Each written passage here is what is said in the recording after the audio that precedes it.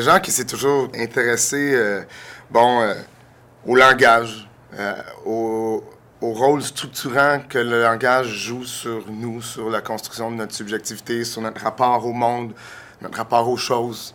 C'était vraiment un peu l'essentiel des recherches de Jacques, là, tourner autour de cette question.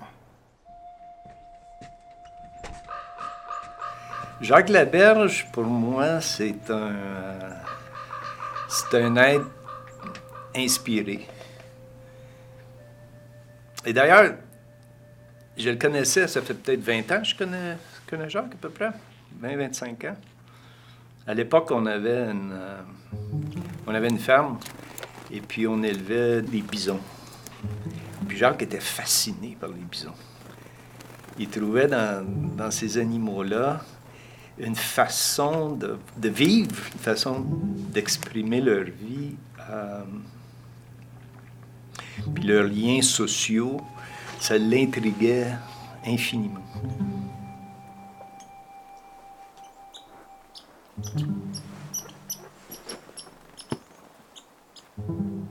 Alors Jacques, je le connais pas mal.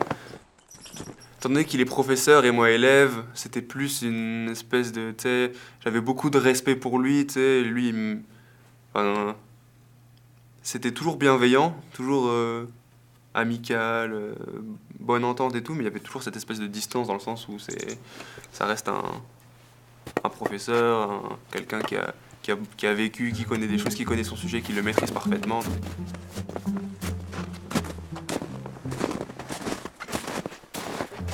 Jacques, c'est un collègue intéressant à côtoyer, quelqu'un avec qui j'ai eu des débats quand même assez fréquents. Bon, tu sais, on n'avait pas nécessairement la même perspective sur des théories qui, somme toute, convergent, puisque, bon, il s'agit avant tout de psychanalyse et du rôle de la psychanalyse pour la compréhension de notre construction sociale et de notre expérience en tant qu'humain dans l'univers culturel où on évolue.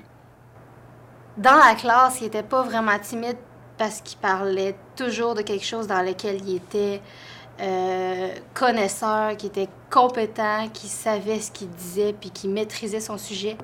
Non, il n'était pas particulièrement timide, mais quand on essayait de s'approcher de lui sur un plan plus personnel, là, on voyait que c'était une personne quand même assez introvertie. C'était quand même assez dur de le connaître, disons, sur le plan personnel.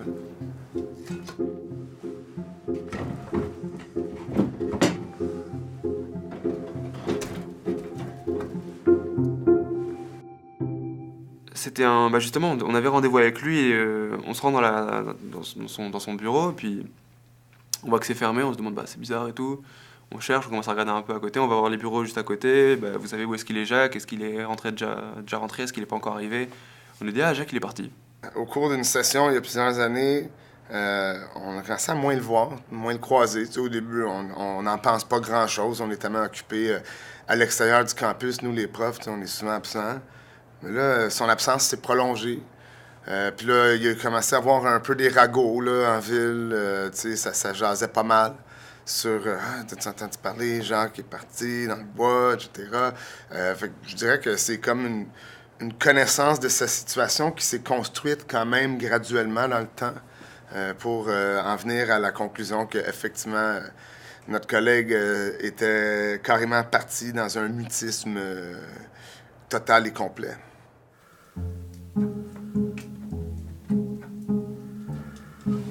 Moi, j'en ai discuté un peu avec mes collègues de classe. C'est sûr que ça s'est parlé. Là. On s'entend que c'est notre prof. Fait on en a parlé beaucoup entre nous.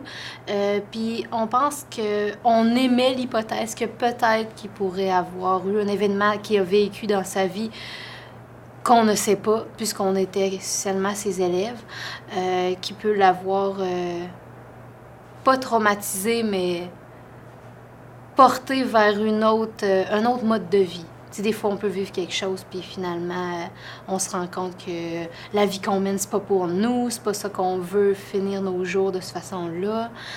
Peut-être qu'en fait, il était pas très bien dans notre société, je sais pas.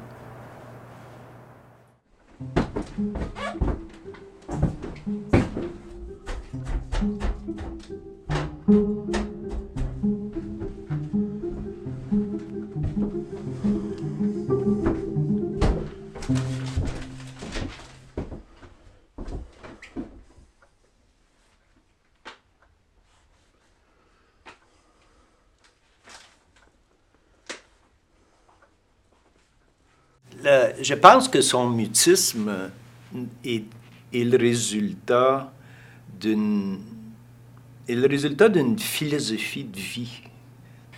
Il veut retourner à l'état primal de l'humain, avant le langage. Le mutisme est un autre outil pour essayer d'atteindre cette pensée-là, cette philosophie-là. C'est quelqu'un qui recherche le fondement même de la vie, avant la réalité imposée par le cerveau et le langage.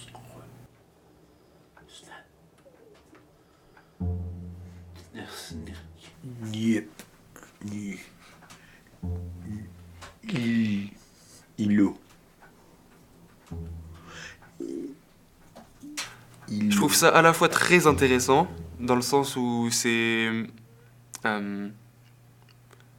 le prolongement d'une pensée, mais c'est une manière différente de penser quelque chose qu'il a toujours pensé d'une certaine manière. Je sais pas si tu vois ce que je veux dire. En gros, il est professeur de langage, il parle de comment on utilise le langage, comment on communique avec les gens.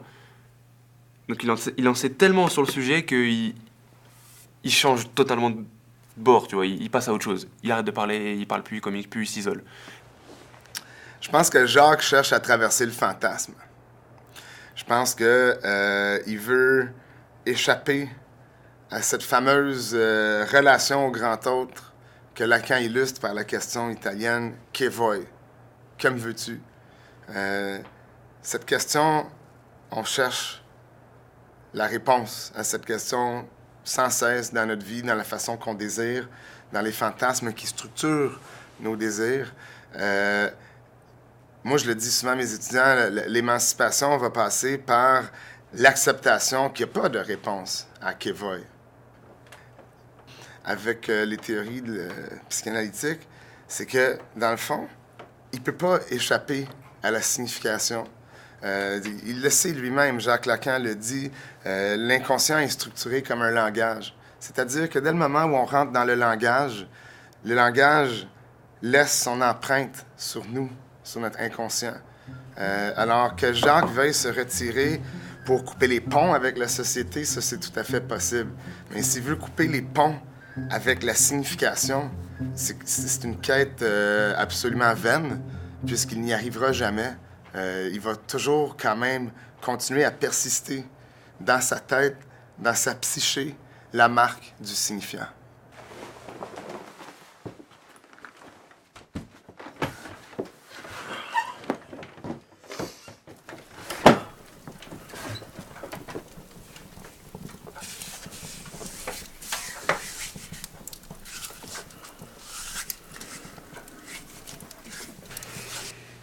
Ben, j'espère qu'il va trouver une pensée qui va nous éclairer. J'espère qu'il va nous donner un... J'espère qu'il va revenir avec